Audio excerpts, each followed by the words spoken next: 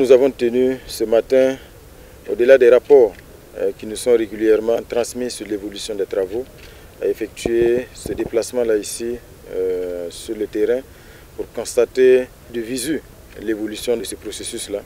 Et ce qu'on peut dire, c'est que on repart assez satisfait et réconforté parce que le stade a changé le visage et surtout on voit une entreprise et des ouvriers qui mettent du cœur à l'ouvrage, si bien que aujourd'hui on peut dire véritablement que le processus avance très bien, surtout les délais seront tenus et surtout nous fondons bien sûr l'espoir que tous ces travaux importants qui sont réalisés puissent permettre le plus rapidement possible d'homologuer ce stade-là afin de permettre aux 11 nationales, que ce soit pour le football et bien sûr d'autres sports, de pouvoir donc évoluer sur place ici à Ouagadougou devant leur public.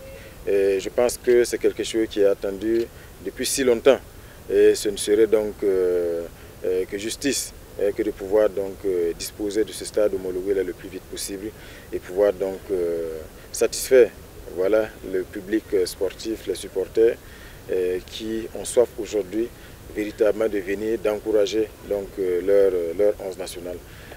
Ce que nous avons dit, c'est vraiment des mots d'encouragement à l'entreprise, aux ouvriers et à tous ceux qui œuvrent ici au quotidien pour que les travaux avancent. Des encouragements, mais aussi leur dire à quel point nous sommes attentifs à ce qui se passe. Donc c'est les engager à l'excellence dans la réalisation de chaque compartiment de ce stade-là.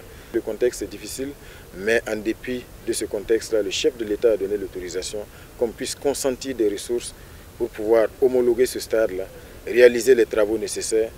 C'est un sacrifice qu'il faut respecter, parce que c'est le sacrifice de l'ensemble du peuple burkinabé. Donc ce message-là, nous l'avons passé à tous les acteurs, à l'entreprise. L'autre volet également que nous avons déjà évoqué, c'est la question de la gestion et de l'entretien de l'infrastructure. Et là, je pense que la responsabilité de Burkina et Wiskirmeta est engagée. Et dès maintenant, ce que nous leur avons donné comme instruction, c'est de commencer déjà à réfléchir pour mettre véritablement des règles de gestion stricte de cette infrastructure-là, afin d'assurer sa durabilité, afin que tout ce que nous voyons actuellement de beau ne se dégrade pas très rapidement. Donc c'est une responsabilité également qui est la leur et sur laquelle nous sommes très attentifs pour faire en sorte véritablement que ce soit un investissement durable.